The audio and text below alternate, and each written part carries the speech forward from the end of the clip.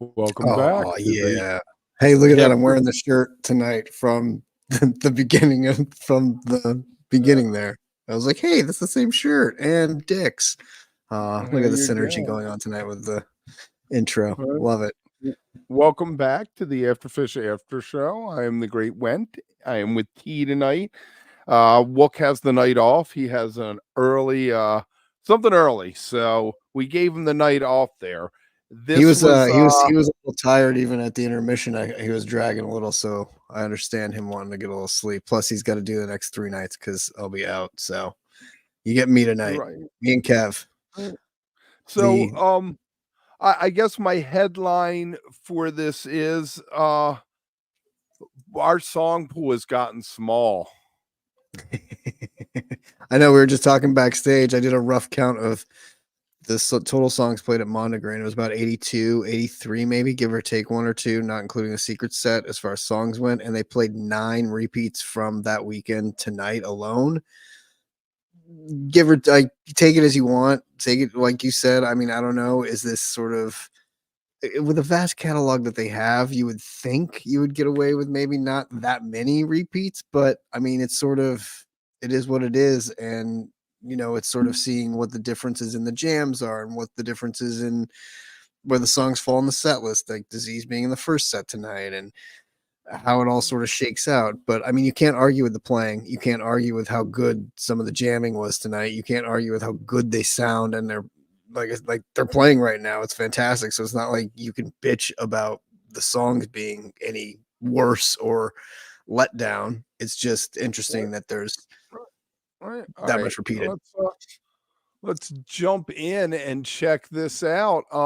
Started So off big, first time in Colorado at Dick's that we got as cities. It's in Commerce City, like Dick's Ref said. Why has this not happened? And boom, he knocked it out of the park again.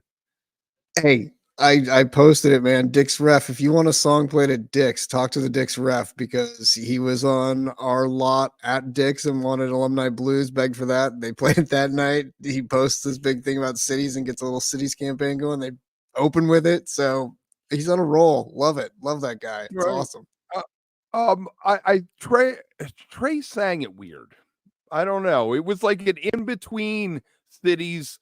I don't know. He had some broccoli with it, but the jam just totally opened up. They let it go. He gave a little sly smile to Mike after the song proper ended, like, all right, we're going to let this one play out and see where we land. Liked it though. 15 minutes to open, such a rare thing to have in the opening slot. Like you said, first time at Dick's, so you've never even had it at Dick's in any slot. So getting it in the opening slot is awesome. I love it when they change up that. Oh, nice, Mike. Give out those memberships. I like when they do that. Change it up a little bit, give you something interesting than one slot, and then jam it out. Give you a 15-minute opener. Fuck yeah. Like do it, like and a great way to open the show. Great way to get everybody jamming and grooving right off the bat. And then you drop into a disease and you give a 13-minute disease. So right off the bat, 30 minutes of music in the first 2 songs and great jams, great warm-ups, great stretching of the legs. Like the disease, I don't want to compare like we were just talking about from here and there.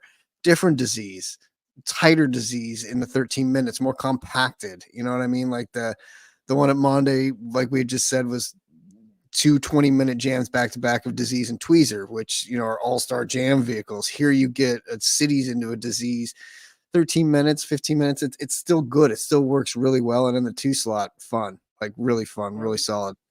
We got the 6th disease of tour and the first of 3 songs that have popped up 6 times on tour. I think in this set, I think Blaze On was the other one. Every one of these diseases has been interesting, had something new to offer, and I tell you what, I really like this 13 minutes. Yeah. When we get to the Ghost, I'm going to say the same thing. I thought I might take the Deer Creek Ghost off my playlist and put this one on just for the compactness of a playlist. But yeah, this disease was fantastic. I feel like there was juice in the tank. Like Yeah. it had a hard turn back into it to end it. But then we got Ether Edge, which I'm like, oh my God, I don't know this. One of my 2 most interesting moments, I guess, came with the one of them came with this jam out of Ether Edge. It was simply fantastic. And then there should be an arrow. It dropped into that llama. I mean, beautifully. I mean, I think you can go ahead. We joked earlier, but best Ether Edge ever. Not that there's a lot of them to judge it by, but definitely by far the best one. Like, again, I, those 3 songs to open the show with 15, 13, 13 is quite banging. Like, you know, like really good way to kick it off. And that Ether Edge jam, it felt like all these songs kind of, we always talk about the warm up and the stretching and like building into each other or whatever. I thought these 3 really did a good job of building and leading into each other and what each jam sort of precluded the next one to be, or what it was like that. And I thought the Ether Edge jam was a perfect sort of trilogy ending jam. Right. It picked up on the some of the themes, I think, in the disease jam. So yeah. And then and with the llama, point, 45 minutes, perfect. Side of the tape. Perfect. And you know, Kev, you mentioned this with the coming back into the disease. I thought, you know, I think it was a theme of the night. A lot of re-entries sounded really good, and a lot of the landings sounded really good. Like they nailed the re-entries and they nailed the landings really well. And we'll talk about that as we go through some of these. But this was kind of the start of that. And I think that Ether Edge into Llama was just, it was a fantastic segue. It ended up perfect. It was like what you say about the tweezer subtle sounds the other at last 2 weeks ago or whatever, how it ended up in the right place. This just felt like it ended up in the right place. And it was like another, you were kind of expecting to get the slow song now, even though Ether Edge is a little bit slower, it still had a 13-minute jam in it. So it was a jammy song. Usually about now you're getting the slowdown, right? But you got blasted with a llama, 4-minute, just boom, right in the face llama. It was fantastic. Like, great 4-song run to open the show, to open the weekend. It's fantastic. Yep. And then we get the theme that another 6-timer. That's a lot of feeding from the bottom for this summer. You never get themed that much. And they've all been good and they've all been interesting. I think Trey was doing some really neat stuff at the Mondegreen one. But yeah, I don't know. I don't know if it deserves.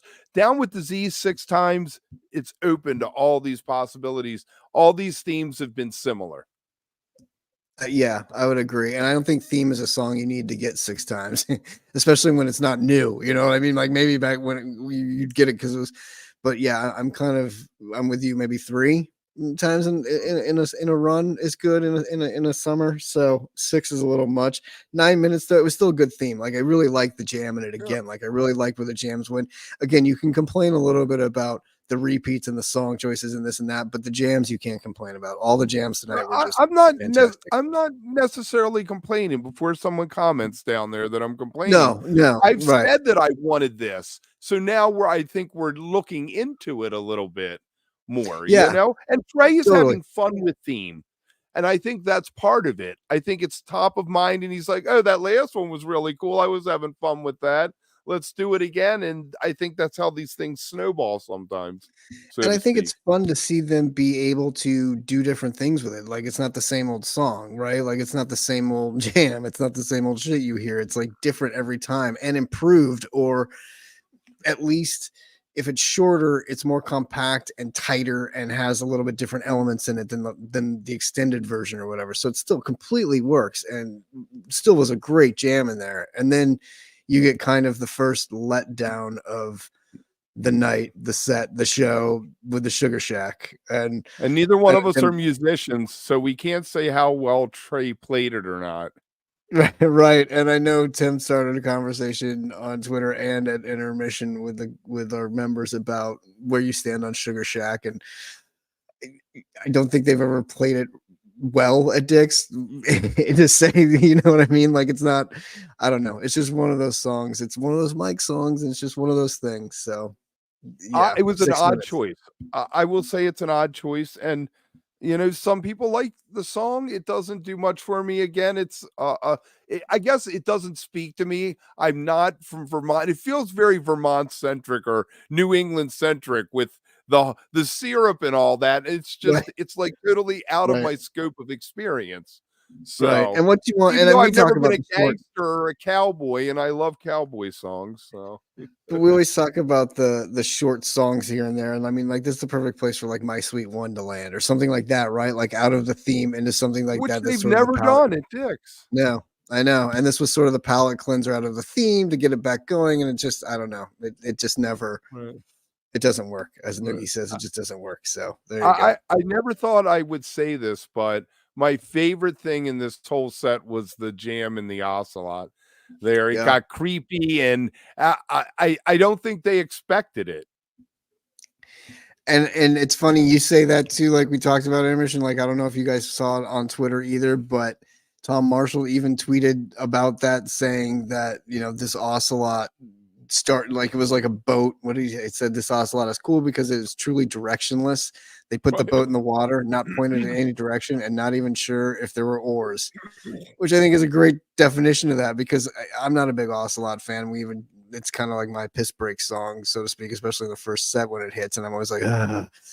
So if you got back in time after the lyrics, you got a great jam. And I was listening to it all the way through, and I even joked to a buddy of mine on the message, it's like, you know, the way they're playing this Ocelot's still gonna rip. Like, they could play Soul Planet tonight and it's gonna absolutely rip. Like, they're just in this Rip City zone right now. And sure enough, fantastic Ocelot. Like, I'll go back It and was listen to it because I want very to hear that jam again. it was creepy. It Mhm. had this whole, like, creepy New Orleans swampy kind of feel to it, and it was something that you don't normally hear from them, so maybe that's why I perked up at it, because they usually don't go there, but they have Yeah. been under the influence of the Allman Brothers this whole tour, so And that's, you know, and that's funny too. You say that because we commented at Monday Green that they didn't really get into any of the almond jams that they've been doing, even in Bethel and before, especially with Billy Strings. There was a lot of Almond Brothers in those Michigan shows, and a lot even carried over to Bethel. Monday Green had more of those bleeps and bloops and breakdowns and synth, you know, like jams like that. And we kind of commented to each other, like, what happened to the Almond Brothers? Like, we thought we'd almost get an Almond Brothers set, so to speak, or like a right. jam like that, right? And we It was never a got red that. And herring. yeah, and then all of a sudden, first song tonight, Cities.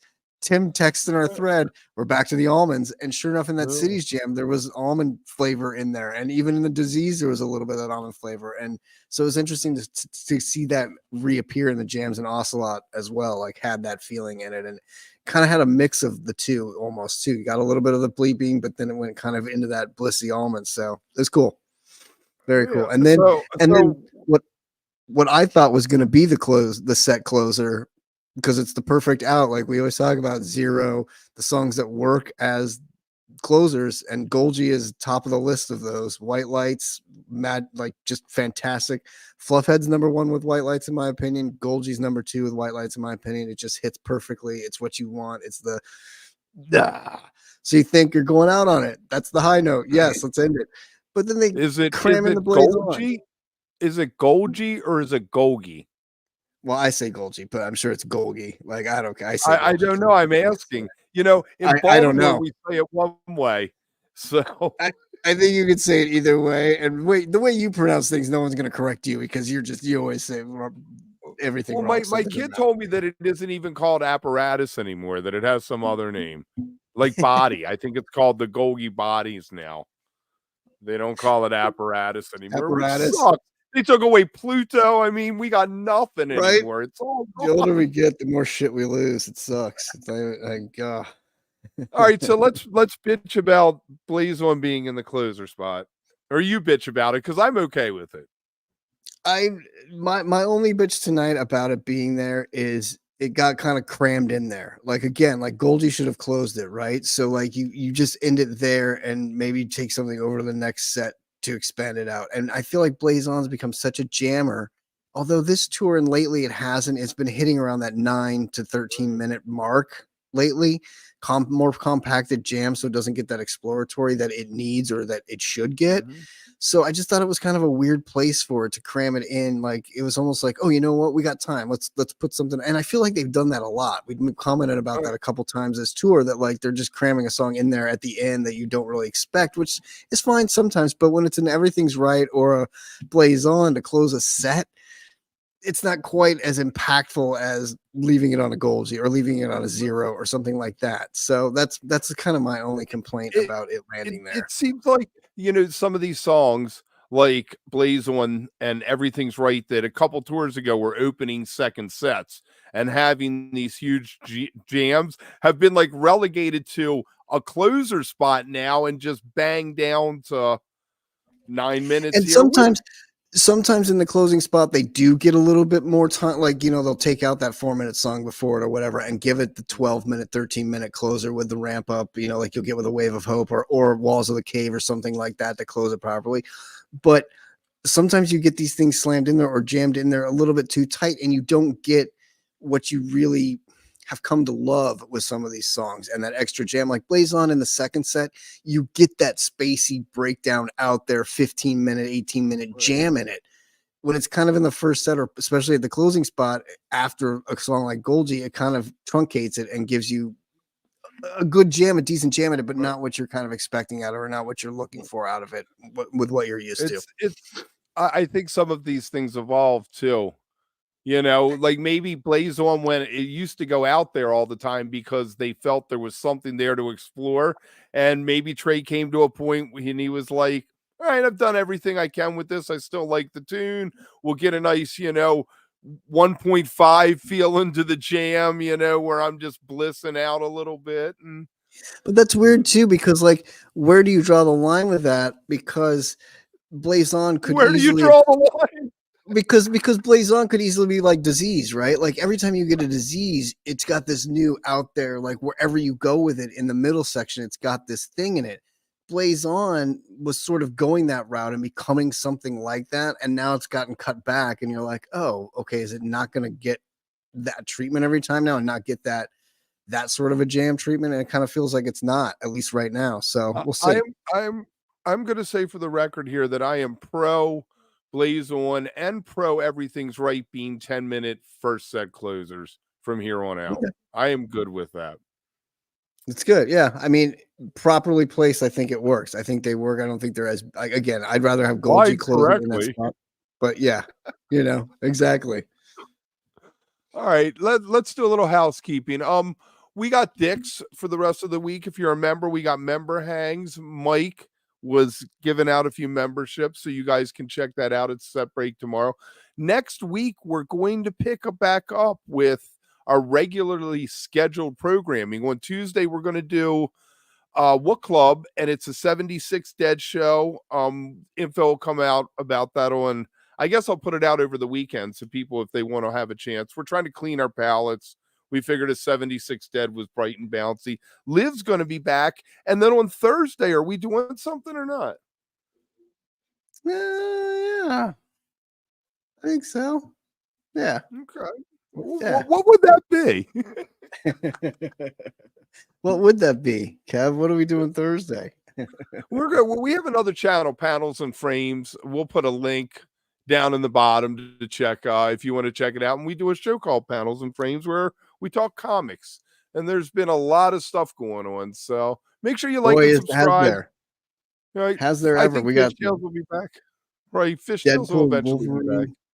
We got all kinds of fun stuff to talk about. So yeah, next week we're back to content. Right. Regularly scheduled programming. All right. As I said earlier, I would probably take this 15-minute Ghost on a playlist because it's, again, one of these cases of we don't waste a minute.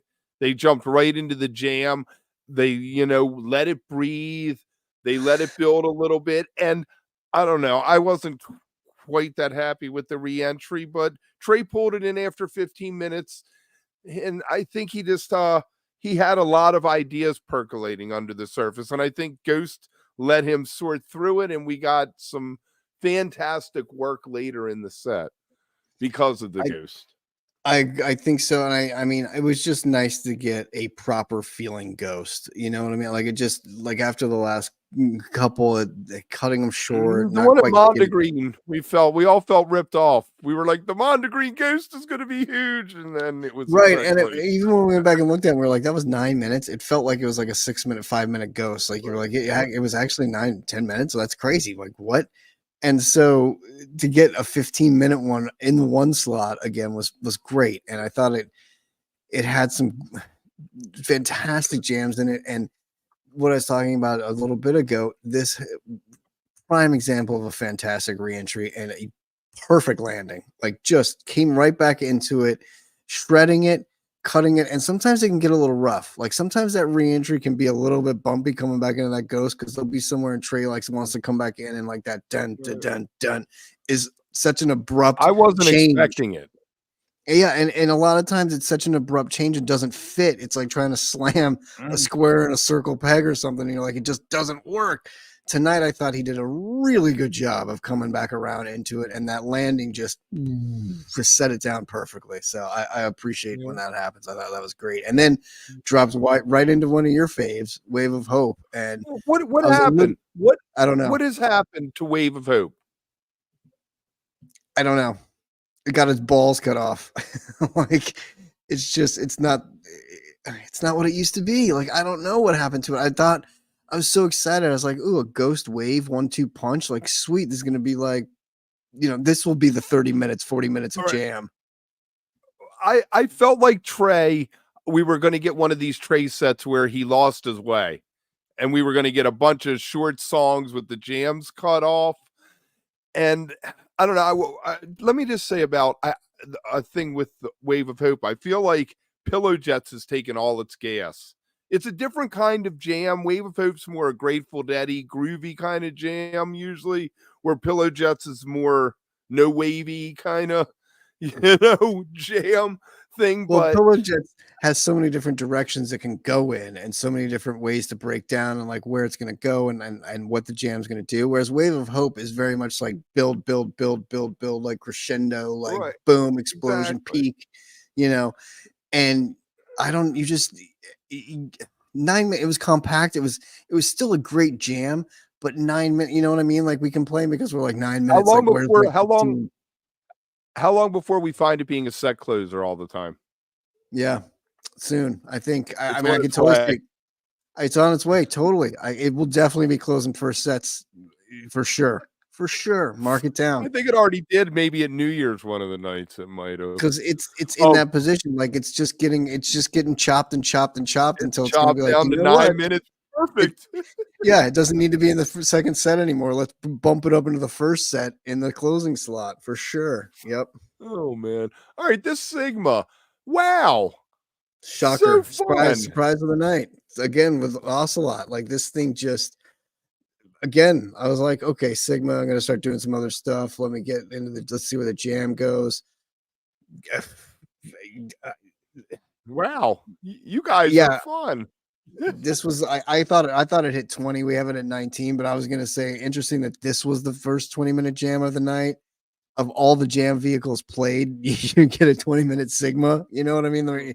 Out of Ghost, out of Wave of Hope, out of like some of these others, like that's what we get 20 minutes of. But it still was a great. There was some great mic and page sounds coming off when they kind of broke into the noises. I thought were so cool. It got a little messy in the best possible way in it. I thought like it had this really like part where it got a little bit funky and messy and it didn't quite break down as much as I wanted to, but what it did do was it had a lot of that, like we talked about where the monogreen jams went with the bleeps and bloops and those sounds. This had that feeling to it. Whereas some of the other ones had the almonds. This one felt like an extension of like what we heard at monogreen a lot of. So I feel like Fishman was in control. Fishman took control for the jam and Trey was being very patient. He fell back. He let Paige fiddle around a little and find his voice and where he wanted to take it. I feel like this was the point in the show where they all had that moment that they were thinking together. Yeah. And it's one of those things where you start, I don't know, you notice two of them playing. Like I always notice like Trey and Paige playing off of each other and sort of what they're doing. But this was also the first time of the show where I was like, you notice Fishman, but he's doing his job so well that you don't really notice him doing what he's doing, but you pay You only attention more notice to it like if he screws up. right. And so it's one of those things where like he does his job so well, you're just like expected it, right? You're just like, okay, he's doing his thing. Let me listen to what Trey and Paige are doing and playing off each other here. But then you're like, oh shit, whatever Fishman's doing right now is ridiculous. Like it sounds so yeah, I thought that was really, and again, the re-entry, decent re-entry, but a great landing. Like again, one of those weird songs to come back into, and Trey just started doing "You're Already That," and Yeah. I thought it was a good re-entry and a decent landing because he loves to do those. Like he loves coming back into things He again does these days. now. So It's it helps when it's always good. it's the Yeah. current fashion there. All right, masterpiece of Pillow Jets. I mean, it's longer by 8 minutes than the longest one that existed to this point, but truly a masterpiece for this show. This is like the thing that you would point somebody to. I've come to a a a, a zen with Pillow Jets because the lyrics don't make any sense. So I'm like, all right, I can deal with it. I don't know about the Pillow Jets. The sound is kind of cheesy. The Conjurers of Thunder, I think of a death metal band, but every time they just right off the deep end. It's like they're on a high dive and they're just like, all right, we're going straight in. And this had so many places. I heard Golden Age. I heard a little Guy Forget at one point that someone told me was apostrophe. I mean, Boogie One. Mike was doing some Boogie One at one point. It was just amazing. It just Amazing. it was the first time it's gone 20 minutes, so it was the first 20-minute jam of Pillow Jets. I think we'll get more of these. It has so much potential in there. To your point, it's what I always refer to as like a blank canvas in like the best possible way. It really has nothing there. Like there's no set thing to it, so you can take it wherever you want. And you can do whatever you want with it, and they really did. And I mean, there were moments in it tonight, that expansive jam, and it was just so phenomenal. I even wrote down at one point, like it felt like a reaching jam where you just kind of keep reaching and trying to get somewhere, and it just kind of keeps, you know what I mean? And you're just like, where are we going? Where are we going? And then all of a sudden, at like that 17, 18-minute mark, Paige started dropping some heavy piano over Trey's and like I was incendiary guitar playing. Like he just fucking went off at like 17, 18 minutes, and it just, you're like, yes, like that rock and roll Trey, like So far into a song too, right? So far into it that he's like found that fire.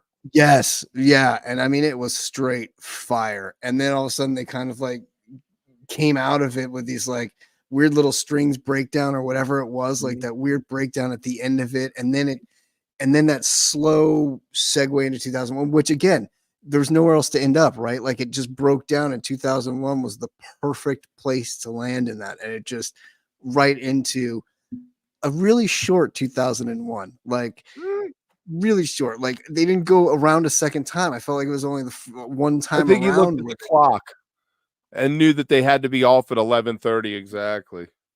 But see, this is where it gets interesting with playing with the clock and the timings, right? Like this song, it's a 6-song set. You could easily have cut out maybe 2001 and added that 6 minutes into the Wave of Hope, or even into the Right. Hood, and had a 5-song, 4-song, 5-song second set. So Right. again, it's there. I'll never complain about getting a 2001 because it's just such a dance party, and I love it. And I think coming out of the Pillow Jets into it was perfect play, fantastically done. Just a little too short. Like I would rather have a Right. 10-minute dance party with 2001 It than a was 6 almost minute. like a bridge Yeah, more than a full song. completely, totally. And it bridged the gap into the Hood, which then they kind of cut it short and then went into this Hood, and you're like, oh, I'll never complain about getting a Hood ever. And this one, I just thought it was a little short, 14 minutes, still decent length. It felt a little bit shorter than it was, but man, I thought that jam Right. was just fucking tight as shit. Like just tight. Every I loved song it. in every song in your second set tonight was played at Mondegreen. Yeah, That's pretty crazy. it's pretty Where's my crazy. Except life-saving gun? Life-saving gun hasn't been around in a while. except for the Santos, which we knew we were going to get sometime at Dick's. Right. I'm glad Well, we got it that tonight. isn't part of Right. the set, right? But it's there. I mean, it's, it's yes, but the entire set, yes, was totally Santos, big three time. piece, And they played that at fantastic. Bethel, so it wasn't that long ago. All right. Not at all. And it's a perfect song to wrap up tonight. It's a perfect night one song to me for an encore. We talk a lot about where things fit. I thought this was a perfect one to get out of the way, to kind of get everybody in that mood, whatever. And follow up to that Hood. I thought Hood was the great way to go out. Santos was a great way to come back in for that encore and leave everybody with it. So I thought it was a great, really great show, really great jams. You know, the two that we got with the back-to-back 20 minutes was awesome. Always love getting 40 minutes of jam music. Why are you going to complain about that? But even everything that we want to complain about, the 10-minute, 9-minute ones, they were still sick. Like the jams inside of that was fantastic playing for an opening night. They didn't miss a beat. Right, exactly. It's the opening night, and we got all that. I can't yeah, wait. You can't complain, right? It doesn't feel like they've been off for 2 weeks. They're still in their stride. This summer tour has been phenomenal. This year's been phenomenal. Do you think they go to like Denver a week early to try to acclimate to the altitude? I don't know. Did you see those pictures of them with the the gas oxygen masks on? I think gas they masks. I don't think they were in Denver, but I definitely think they were at the barn practicing. I think they definitely, practiced some of the last week together. Hopefully they practice belly. Let's hope. But hey, not complaining, nothing to complain about tonight. Fantastic night one, great start to the weekend. I mean, it's Dick's. We all know what Dick's weekend is all about. We're in for a treat the next 3 nights for sure. If you're there, I'm jealous. I'll be there Saturday night. If you're watching on the couch with us tomorrow night and the rest of the weekend with these guys, you're in for a treat. It's gonna be awesome. We'll be here. All right, play us out, Maestro. Play us out, Maestro. What song are we playing out? Oh, yeah, we'll go out with the rock song. How's that sound? All right. Thanks for watching, everybody. We'll see y'all tomorrow. See you guys tomorrow night. Happy Labor Day weekend. Woo! See y'all.